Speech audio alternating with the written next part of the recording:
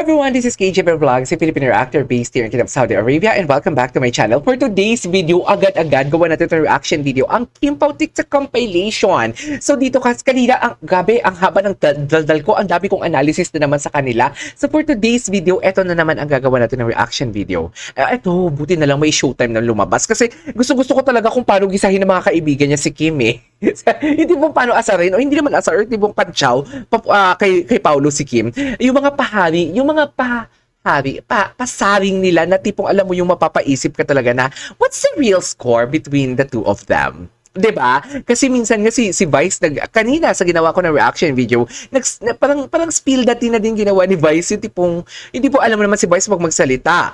Hindi mo parang alam mo yung kahit pa joke siya pero may laman talaga, like ang sabi ro kanina, nagsimula ang ipag-iibigan sa taping. Ganon. Nagsimula ang ibigan sa taping. So, yeah, without further ado, let's all watch this. Wait lang, basahin muna natin to. Jong, ilang taon mo inilagaan kay ang aso? Ang aso mo, ayun, tumatahol pa rin. Bato-bato sa langit, tamaan huwag magalit, tahol pa more. Ang ano? Hindi ko magets. Bakit may tahol? Bakit may tahol? Ay! Tumatahol pa rin. Okay, gets. Gets ko kung sino tumatahol. Gets ko. Oo, no? Alam mo, si Kim talaga, masasabi mo talaga na she totally moved on kasi she don't want to talk about her past anymore. Ayaw niya nga especially for you because siguro ayaw niya na pag-usapan yung nangyari sa kanya yung nangyari sa kanya, ayaw niya matulad sa ex yan, tahol lang tahol. Sa totoo lang. Oo, no? Bakit si Sian ang ingay? Ang ingay ni Sian. Si Kim talaga yung tipong alam mo yung wala lang chill, wala akong narinig kay Kim talaga. Oo, tinatanong siya. Pero never niya ngang kinonfirm na siya yung tipong pinagluto pa niya ng steak tapos nakipag-break. Yun yung mga chismis na lumalabas. She never like confirm nor deny yung mga chismis na narinig natin, and she never talk about it. Ang mga sinasabi niya lang is yung mga experiences niya lang na parang alam mo yung parang may piece of advice na parang minahal mo pero nasaktan ka, binigay mo naman lahat pero bakit? Mga ganun lang. Pero walang tipong yung specific sa isang person. Walang ganun. Anyways. Paano mo malalamang panahon na para bitawan ang relasyong ilang taon mong inalagaan? Ay! Grabe naman. Grabe. Tanong lang naman kita. Grabe naman yung sagot. Naapektuhan ka ba doon? Alam mo, Ma-acting lang siya bakit? Ma-acting lang Ilang naman. taon mo bang inalagaan? Ang mga aso. Alam, ang mga aso. Ayun, tumatawal pa rin. tumatahol pa rin. Iyan ang ating pag-uusapan. Ay, naku. Ay, bakit na ulit? Bakit na ulit? Isa pa. Para bitawan ang relasyon Ang gusto ko yung tanong ni Kim. inalagaan. Grabe naman. Tinanong lang naman kita. Sheesh! Yung sagot. Naapektuhan ka ba doon? Hindi, ma-acting lang siya bakit? Naapektuhan ka ba doon? Style ka po. Naapektuhan ka ba doon?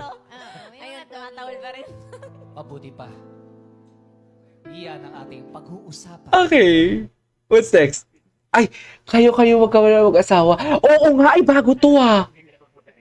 Ay, walang volume. Nakakainis. Ito, sa ASAP, Kim wanted to record a dance routine to learn during ASAP in California rehearsal. Ganyan sila. Ay, saan na to ah? Bakit ngayon lang to linabas? Cutie ni Paolo. Ay, ito. Ano to? Sa pag-share mo ng love story. Hindi kasi bihira yung ganyan eh. Kayang ilabas yan. Ganyan, True. Diba? Kaya after mong kausapin namin, ikaw naman Ah! ang Okay. Paano ka ba nagmahal? Paano mo nalaman ng Hanggang doon na lang kay Jackie. Episode na lang. Sagutin Bakit? sa ibang segment. Sa ibang segment. Gusto talaga nila. Ito si Kuya Bongbol Sumo. Gusto talaga na especially for you. Kasi si Kim, ayaw, alam mo, feeling ko, pinilit yan ni Vice. Feeling ko pinilit yan ni Vice or tinanong yan ni Vice. Pero di ba si Vice ang laki ng respeto nila kay Vice? Hindi naman sa tipong alam mo yung ganon, pero ang laki ng respeto nila kay Vice kasi parang ang utak talaga ng showtime, something like 40 or 50% nasa kay Vice yan. Si Vice talaga yung tipong nag-e-effort na mag-isip ng kung ano-ano. Siyempre kasama din naman ng staff, di ba? Sa lahat ng mga artista na andyan sa showtime, si Vice talaga yung hands-on. Yun na lang yun. Siyempre pag tinanong ni Vice na Kim, ganon. Kung si Jackie nga, pinauwi, di ba? Pinauwi galing La Union, di ba? Jackie, nakita mo yung video yung nag-water siya doon sa La Union. Pinauwi siya. Pero feeling ko, tinanong yan ni Vice si Kim. It's just that si Kim kasi, ito yung sinasabi ko na, tapos na si Kim, naka-move on na si Kim. She don't want to talk or tackle that kind of topic anymore. So parang, di ba, kahit sabihin mong si Vice pa ang nagsabi kay Kim na sali ka sa, it's as a, sa especially for you, ayaw ni Kim kasi ayaw niya pag-usapan. Ganun lang yun, di ba? Press 1 kung agree kayo, press 2 kung agree pa din kayo, ganon. Experience. Sorry. Utay lang. Kimchu. Ay, A moment of silence. ay, napanood na natin to.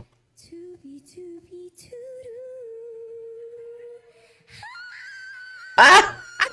Okay lang yan, Kim. Love ka namin. Alam namin yung boses mo, yung totoong boses mo, Kim. Alam namin yung totoong boses mo, Kim. Naiintindihan ka namin.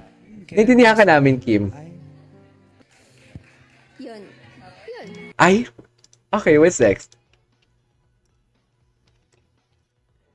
Walang music talaga to.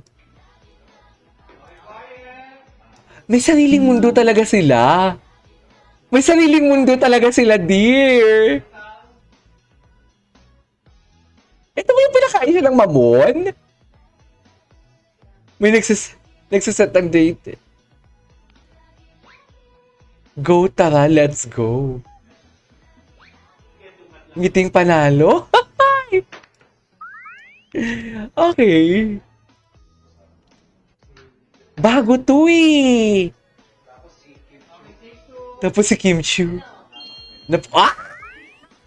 Words of affirmation. Feeling ko yun din yung love language niya eh. Words of affirmation and act of service. What do you think? Feeling ko talaga yun.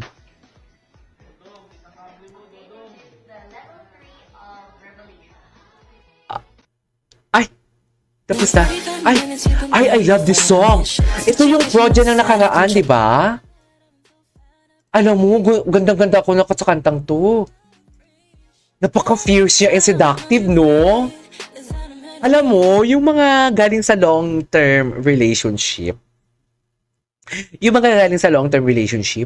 nang nakawala sila sa relasyon nun, ang fierce nila. Have you watched the performance of Catherine Bernardo sa Century 2 na Superbad? Dear, grabe! Grabe, hindi mo akalain magagawa ni Catherine yon. Sa totoo lang. Si Kim kasi given na din, oo, si Kim. Pero tipong fierce kung fierce talaga ang kay Catherine din doon. Pati si Kim din fierce talaga. Pero kasi napanood na natin si Kim talaga, hindi lang, simple pa nga lang to eh. Diba? Simple pa lang to. Diba? Kulang na lang talaga kumain siya ng apoy. Sa totoo lang, I watched this video as well. Ganda niya. Oh, yes. Ay, naputol. Ay, ito. Video. Paano Kim Imnida?